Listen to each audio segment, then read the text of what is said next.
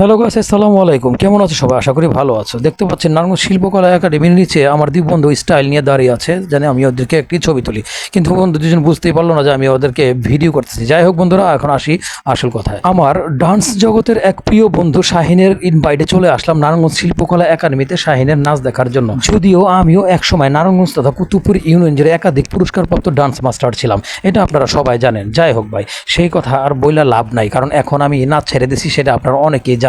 কেননা নাচের বয়সটা আর নাই, এখন আর নাচতে পাই না, কারণ অল্প একটু নাচলে হাঁপায় যায়। তার মধ্যে মনে করেন এই ধরনের নাচ দেখলে কি আর মানুষ মজা পাইব? এখন আগে নাচলে মনে করেন দেখা যেত নায়কের মতো, আর এখন নাচলে দেখা যাবো জোকারের মতো।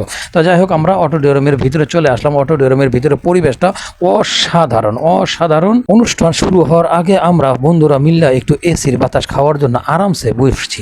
দেখুন বসার স্টাইল কি, যে যেমনে পারছি সেগায় মেগায় বয়ে রয়েছি এসির বাতাসে। ঠান্ডা কেন না ভাই, আজকে বাইরে যেই প্রচণ্ড পরিমাণ গরম সহ্য করতে না পারে মনে করেন আমরা ভিতরে আরাম নিতেছি। আর সবচেয়ে বড় কথা হয়েছে ভাই, একটা জরুরি ফোন চলে আসে, তাই অনুষ্ঠান শুরু হওয়ার আগে মনে করেন আমরা আবার অডিটোরিয়াম থেকে বেড়ে যাই। খুব খারাপ লাগছে ভাই, বিষয়টা খুবই দুঃখজনক।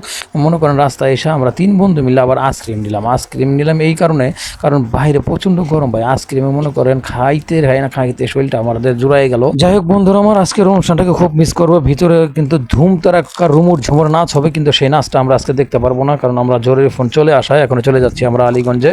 আগামীতে আমরা যখন অনুষ্ঠানের জন্য চলে আসবো সময় নিয়ে, এবং প্রয়োজনে আমরা মোবাইল বন্ধ রাখবো। বন্ধুরা আমার, আজকে বিদায় নিচ্ছি এখানে।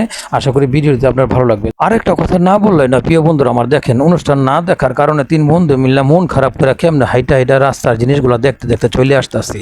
সত্যি খুব দুঃখজনক।